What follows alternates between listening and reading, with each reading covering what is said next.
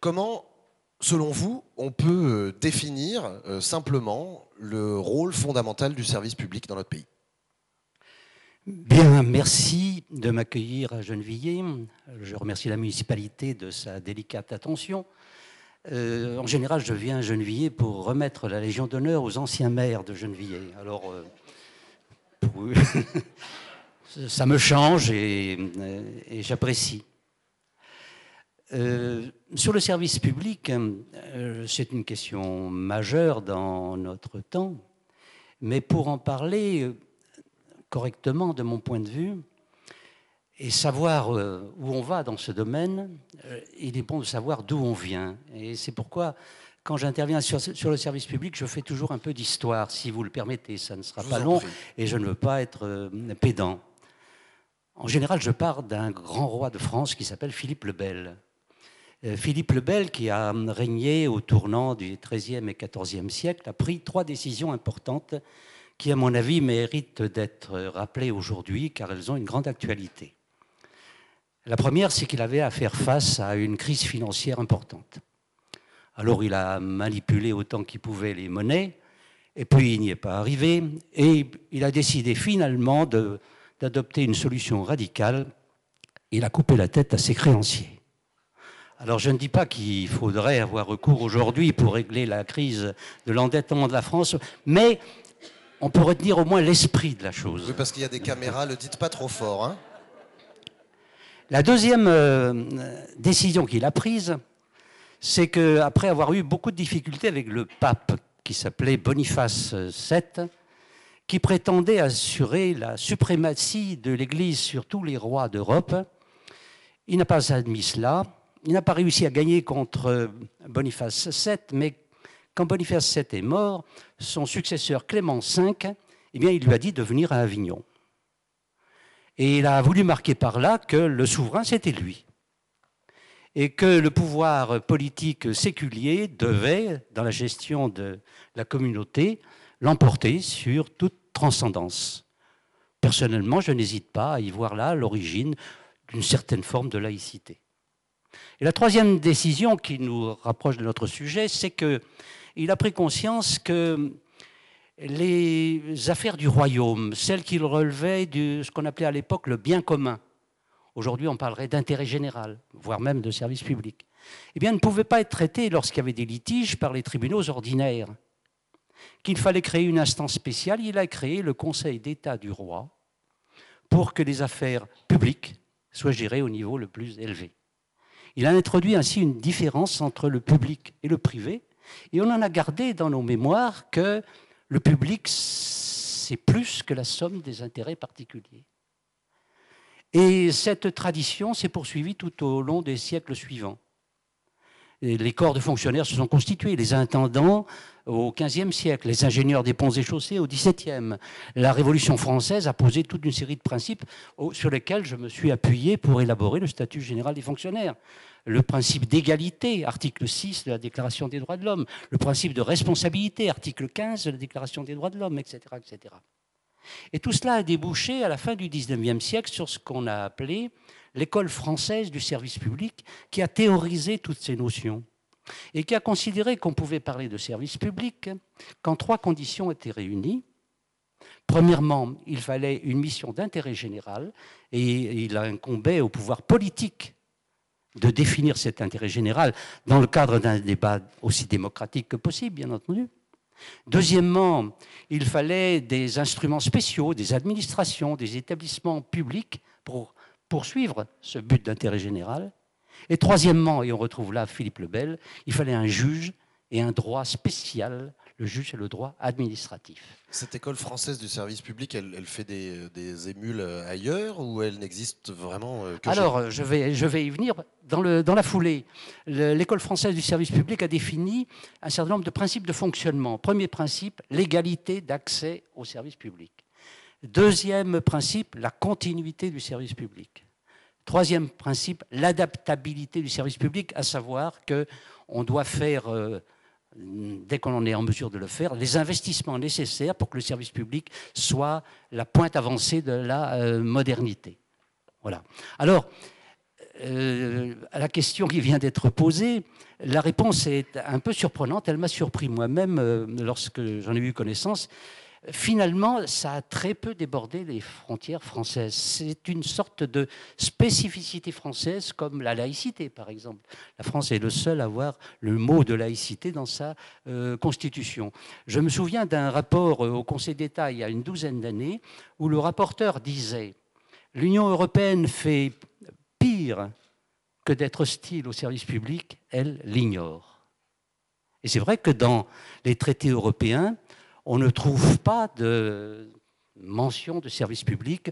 On parle de services d'intérêt général, on parle de services non économiques ou de services économiques d'intérêt général. Mais on se garde bien de parler de services publics et on pose surtout la règle que c'est la concurrence libre et non faussée, comme on l'a écrit dans le traité de Maastricht, qui est la règle. Et le service public, c'est l'exception. Est-ce que c'est la concurrence libre et non faussée qui fait qu'aujourd'hui, on est dans une période sans précédent de remise en cause du service public?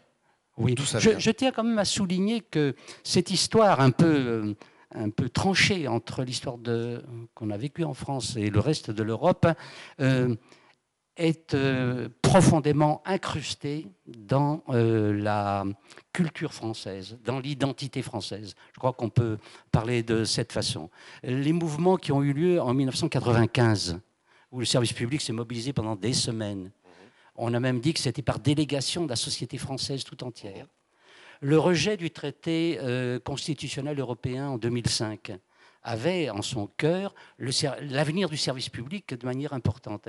Et toutes les réunions que je fais me témoignent que c'est quelque chose qui est profondément ancré dans la culture française. Alors aujourd'hui, effectivement, il se passe quelque chose qui finalement est assez clair, hein, compte tenu de ce que j'ai dit sur l'environnement européen, compte tenu du fait qu'on donne la primauté au marché.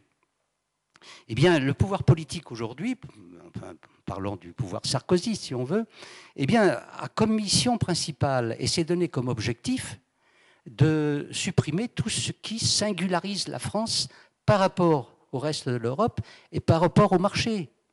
Le philosophe Marcel Gauchet, que j'aime bien, a écrit un jour « La stratégie initiale du sarkozysme, c'est la banalisation de la France ». Et ce qui fait que la stratégie de Nicolas Sarkozy, enfin il faut le nommer quand même à un moment ou à un autre, quoi, hein, eh bien on la comprend bien lorsque l'on constate qu'elle vise à supprimer tout ce qui pour lui est anomalie.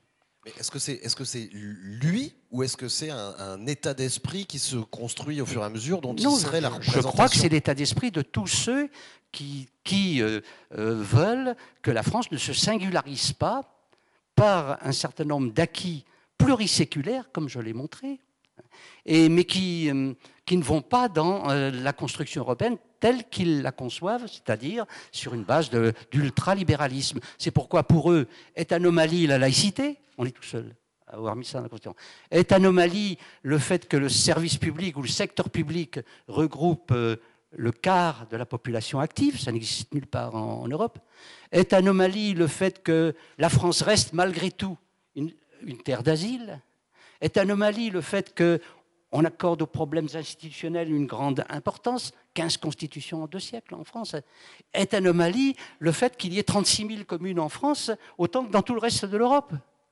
Alors il faut gommer tout cela. Et c'est ça sa stratégie. Et sa stratégie, elle se traduit concrètement par quelles actions, par quelles remises en cause? Elle se traduit, pour ce qui concerne le sujet qui vous concerne le plus directement, par la réforme des collectivités territoriales. Et alors, son contenu précisément, pour qu'on comprenne bien, parce que c'est quand même drôlement compliqué ce sujet. Concrètement, c'est quoi? C'est compliqué, mais ça ne date pas d'ailleurs de Sarkozy. Hein. Je me souviens très bien d'une déclaration de Philippe Séguin, 15 jours avant son décès, qui disait « Le désordre qui existe dans les relations entre l'État et les collectivités territoriales résulte à titre principal, disait-il, du fait qu'on ait transféré des compétences sans transférer les moyens financiers correspondants, ce qui renvoie sur les collectivités territoriales et par là sur la population la charge financière de ce transfert qui n'est pas assumé au plan financier par l'État. Alors ils ont mis en œuvre une réforme territoriale dont les caractéristiques sont de cette banalisation dont j'ai parlé, mais qui a comme point d'appui principal le fait que on supprime la taxe professionnelle sans garantir d'une manière pérenne sur plusieurs années les moyens financiers nécessaires. Ils disent que oui, au moins jusqu'en 2013. Après, on ne sait pas. Pardon ? Ils disent que oui, au moins jusqu'en 2013. Ce mécanisme de péréquation. Non, mais je crois que c'est pas jusqu'à 2013, oui, mais enfin, et après, lorsque l'on veut être modernisé, lorsqu'on veut anticiper l'avenir, il faut avoir une vision plus large que cela. Et puis, d'ici 2013, il se passera des choses quand même, fort heureusement, d'un certain côté aussi. Bon. Donc il ne faut pas trop anticiper de ce point de vue-là. Une deuxième chose qu'ils ont faite, c'est de supprimer les conseillers régionaux et conseillers généraux pour les remplacer par des conseillers territoriaux, dont le nombre par rapport au précédent sera un tiers, en gros, un gros tiers en moins. Ce qui limitera, affaiblira les relations entre les élus locaux et la population. Pourquoi ? Parce que ils sont moins nombreux, ça c'est ça. Parce que aussi, mais peut-être que Jacques a un avis différent de moi, je pense que ça va renvoyer vers la région la plupart des arbitrages. Donc ça va déposséder les collectivités qui sont à un niveau en dessous la région. Et puis ils vont créer quelque chose qui va bouleverser la carte de l'aménagement du territoire, ce sont les métropoles et les pôles métropolitains. Imaginez par exemple qu'on va créer une métropole à Lyon. Déjà, il y a plusieurs dizaines de communes qui se rattachent à cette monopole, mais qu'est-ce qui restera dans le département du Rhône une fois qu'on aura constitué cette métropole ? Donc ça va être un bouleversement de la carte et par là, une suppression d'un tas de lieux de démocratie, d'échange, de construction des élus avec les citoyens. Et sur le plan de la fonction publique territoriale, notamment sur les effectifs, sur les statuts des fonctionnaires, quelles sont les menaces Comme conséquence directe de la réforme des collectivités territoriales, il faut mettre en convergence, d'une part, ce qu'on a appelé la RGPP, la révision générale des politiques publiques, qui ont affaibli considérablement les administrations centrales, mais aussi les administrations déconcentrées. On va réduire le nombre de directions départementales, le nombre de directions régionales. Donc il va y avoir un affaiblissement des administrations déconcentrées, des représentants, donc des ministères dans les départements et dans les régions. Et puis, moins d'effectifs. C'est là que se trouve l'application principale du non-remplacement d'un fonctionnaire sur deux partant à la retraite. Mais en même temps, pour les raisons que je viens de dire et que tout le monde connaît, il va y avoir aussi un affaiblissement des moyens financiers des collectivités territoriales. Donc, cette double pénurie va avoir un effet direct sur le fonctionnement des services publics. Alors ça va se traduire par quoi ? Une pression sur les effectifs. Jacques a bien eu raison de rappeler cette déclaration de Sarkozy qui n'arrête pas de décolérer contre les collectivités territoriales qui font le contraire de ce que lui a fait au niveau de l'État parce qu'il a l'autorité pour le faire au niveau de l'État. Donc, à mon avis, pression sur les effectifs, augmentation de la contractualisation, puisqu'avec des nouveaux instruments, on va dire, ce n'est pas les fonctionnaires ordinaires qui peuvent faire ce travail. On va recruter des contractuels dont on dira qu'ils sont plus adéquats aux fonctions nouvelles. La suite de tout cela, c'est que le développement de la contractualisation va se traduire, me semble-t-il, comme c'est le cas presque chaque fois que l'on procède de cette façon, par un certain clientélisme qui va prendre le pas sur les règles statutaires. Pourquoi est-ce que ça va provoquer ça Écoutez, parce que ces gens-là vont être recrutés par contrat. Or, le contrat, c'est la loi entre les contractants. Tandis que les fonctionnaires sont dans une position statutaire et réglementaire, sont protégés par la loi. Alors, qui fait la loi ? C'est le contrat ou c'est la loi ?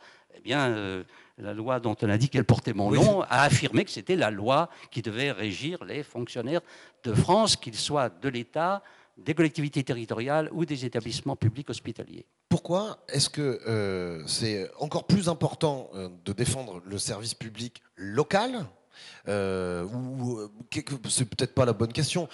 Quelles sont les spécificités du service public local ou du rapport qu'ont les habitants avec le service public local ? La réponse est difficile à cette question.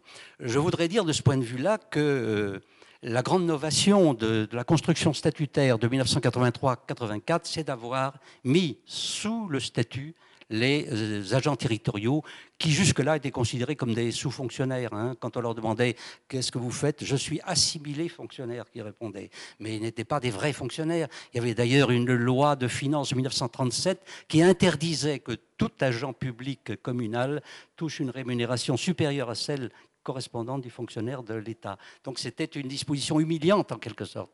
Ce qui fait que moi je considère que les agents publics territoriaux, devenus fonctionnaires en 83, ont été les principaux bénéficiaires de la réforme qui est intervenue à ce moment-là. Mais en même temps, la fonction publique territoriale était et reste le maillon faible.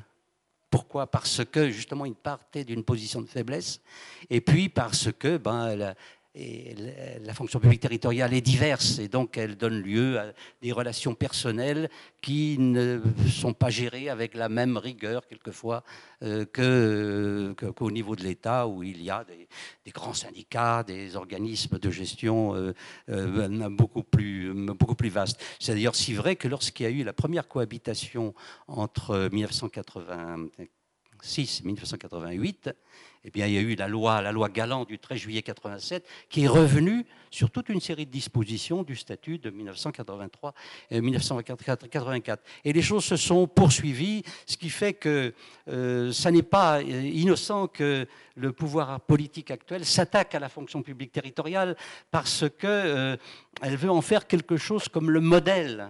Et il y a eu des propositions de loi, la proposition de loi Gorge, la proposition de loi Poisson de deux députés UMP qui visent à développer le contrat. D'ailleurs, Sarkozy, au mois de septembre 2007, quelques semaines après qu'il soit élu, a annoncé à Nantes qu'il allait procéder à une révolution culturelle dans la fonction publique. Et il a donné comme mesure emblématique qu'on allait remplacer le concours pour accéder aux emplois publics par un contrat privé conclu de gré à gré. Alors évidemment, ça n'a pas marché comme il le pensait, parce qu'il y a eu la crise, et la crise a montré que la France avait la chance d'avoir un secteur public étendu qui servait, comme l'ont dit les journalistes, d'amortisseur social de la crise. Amortisseur du point de vue du pouvoir d'achat, amortisseur du point de vue de l'emploi, amortisseur du point de vue de la protection sociale et de la retraite, et j'ajouterai pour ma part, amortisseur d'un point de vue moral.